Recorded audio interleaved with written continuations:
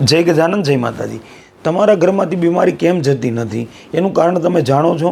જો તમારા ઘરમાં દવાખાનું ચાલુ જ રહેતું હોય, કોઈને કોઈ બીમાર રહેતું જ હોય, તો તમારા ઘરની અંદર આટલી બાબતોનું તમારે ખાસ કરીને ધ્યાન રાખવાની જરૂર છે। કઈ બાબતોનું એ જાણતા પહેલાં કમેન્ટમાં જય માતાજી જરૂરથી લખી દેજો અને આ વિડીયોને શેર કરવાનું ભૂલતા નહીં।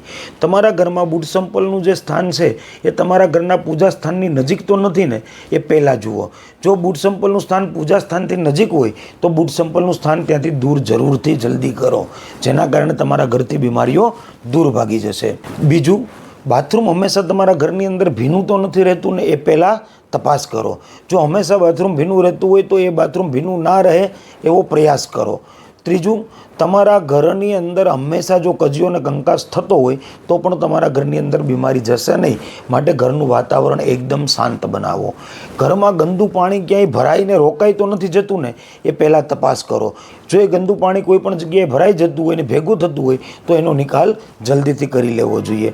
ઘરમાં વધારે પડતી વેસ્ટેજ વસ્તુઓ તો તમે ભેગી નથી કરીને, એ પણ જો વધારે પડતી વેસ્ટેજ વસ્તુ હોય તો એનો નિકાલ જલ્દીથી કરાવો। તમારા ઘરમાં રોજે પૂજા ન થતી હોય અથવા તો તમારા ઘરની અંદર ક્યારેય પણ યજ્ઞ નથી થયો તો પણ તમારા ઘરની અંદર દેવતાઓનો વાસ નથી, એટલે બીમારીઓ આવવાની છે। તો તમારા ઘરની અંદર નિત્ય પૂજા કરો। વર્ષે 2 વર્ષે 3 વર્ષે 5 વર્ષે તમે કોઈ પણ એક સારો યજ્ઞ જરૂરથી કરાવજો, જેના કારણે તમારા ઘરની અંદર ક્યારેય પણ તમારી બીમારીનો સામનો નહીં કરવો પડે। જય ગજાનંદ, જય માતાજી।